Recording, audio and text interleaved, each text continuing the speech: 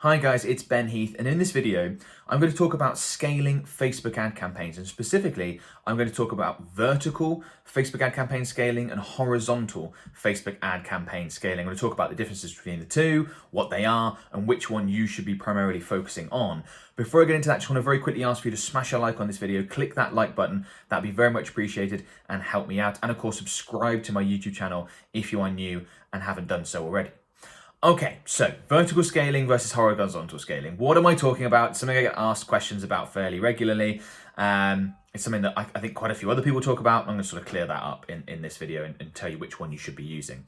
So I'm in an example Facebook ad account, as I often am in my videos. And let's assume I've got this campaign up and running in front of us, right? We've got example ad campaign. It's spending £100 a day. It's working really well. And I want to scale. Do I horizontally scale or do I vertically scale? So horizontal scaling basically refers to adding in other elements into your campaign. So you're scaling out, if you sort of imagine it, horizontally. So let's say I've got the one campaign. I could either create new campaigns or I could create new ad sets that target other people. That's really the key here. You're targeting other groups. So let's say I click into example ad campaign. I've got example ad set. If I wanted to you can do this at the campaign level or the ad set level, whether you're using CBO, that might make a bit of a difference, but the principle is the same. I'm gonna go ahead and select this and I duplicate, and then I could, create, let's say 3 copies, assuming I've only got the one ad set to start with, or if I've got a bunch of ad sets. Let's go ahead and close that down.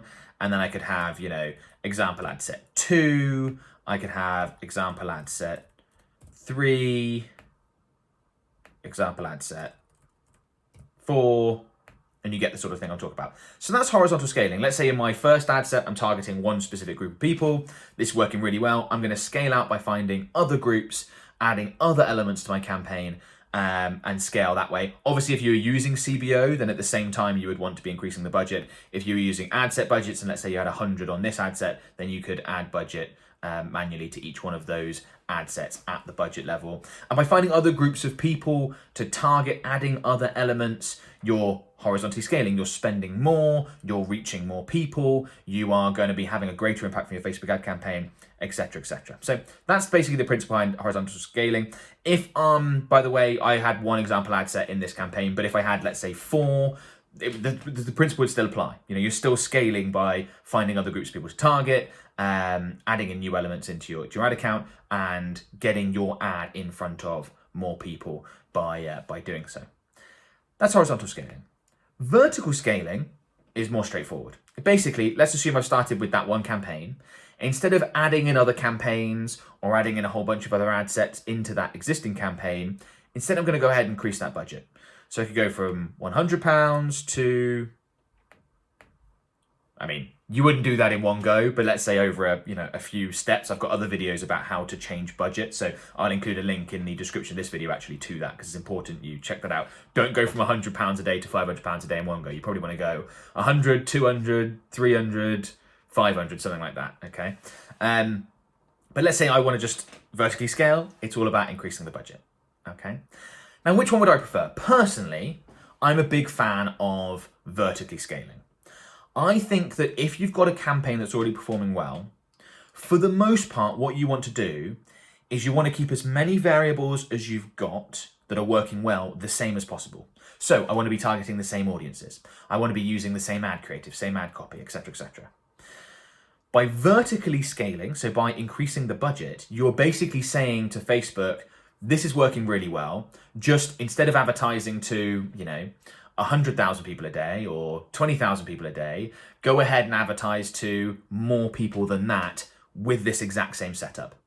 Now, of course, when you vertically scale, you may need to make some adjustments. You may need to come into your ad set. And let's say, for example, that one ad set or these ad sets are lookalike audiences, and they're 1% lookalike audiences. Well, when I'm spending a lot more money, I might need to therefore increase that to a 2% or a 3% because spending more money, there's more impressions to be had. I need a larger audience. But I'm not necessarily changing the audiences that I'm targeting. I'm keeping all the variables the same, and I'm just increasing the budget. And I just think that's going to work much better. Facebook's gone through the learning phase. It's worked out, a lot of the optimizations have taken place. They've worked out how you get great results with this setup. And that's just something you want to keep taking advantage of. But you want to do so by spending more money, which obviously hopefully generate more leads and sales, etc., etc. When you are using the horizontal scaling technique and you're adding in new elements, either new campaigns, new ad sets, you don't know whether they're going to work or not. Your existing elements, you know, are working. Otherwise, you shouldn't be scaling. You should not be scaling a campaign unless it's delivering results. But if you're adding, let's say you've got an ad set, 2 ad sets that are working well within a campaign. If you want to go in and add 4 new ad sets with other targeting options, you don't know whether they're going to perform very well. So if I've got a campaign that's doing well, I'm going to vertically scale. Are there times in which I would be adding in new ad sets into a campaign? Absolutely, for testing purposes, not for scaling purposes. In my mind, those are 2 different things. I don't like to test and scale at the same time. I want to test at a certain budget level, work out a formula that works, a combination of the offer, the ads, the targeting, etc., all that stuff. Okay, this works. Now I'm going to scale it. Whereas testing, adding in new elements to see how they perform against your existing elements, is something that should be done separate from scaling. Because if you do both at the same time, you don't know what's causing the results. Has my cost per purchase doubled because I've increased the budget? Or has my cost per purchase doubled because I'm now targeting a whole bunch of new interests that don't potentially perform as well? It's very difficult to work that out. So I like to do one at a time. If we have a campaign that we want to improve performance on, yes, we will be adding in new ad sets, but we'll be keeping the budget at the same level. So whether we're using campaign budget optimization that does that automatically, whether we're allocating them via ad sets, then we can go ahead and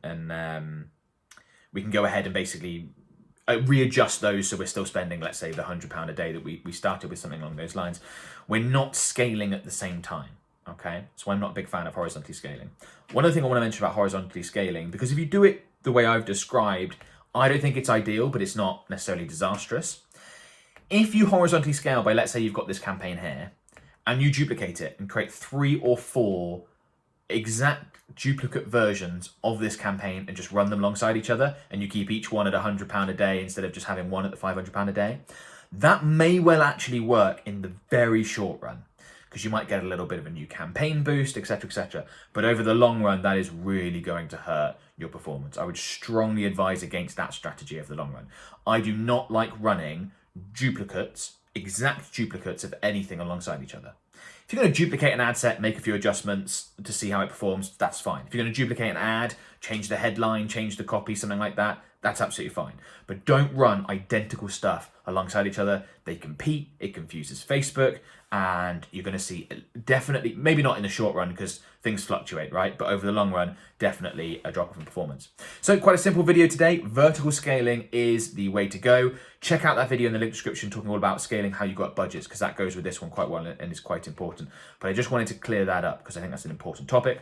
Before you go, a couple of free things I quickly want to mention. The first is a free webinar I've created called 3 Killer Facebook Advertising Strategies to Double or More Your Revenue. Now, this is a brilliant piece of content, if I do say so myself, that I think you're going to find very, very useful if you're trying to get better results from your Facebook and Instagram ads. So in this webinar, basically what I've done is I've broken down 3 sales funnels that we use all the time for our clients. They're very much tried and tested. They perform really well.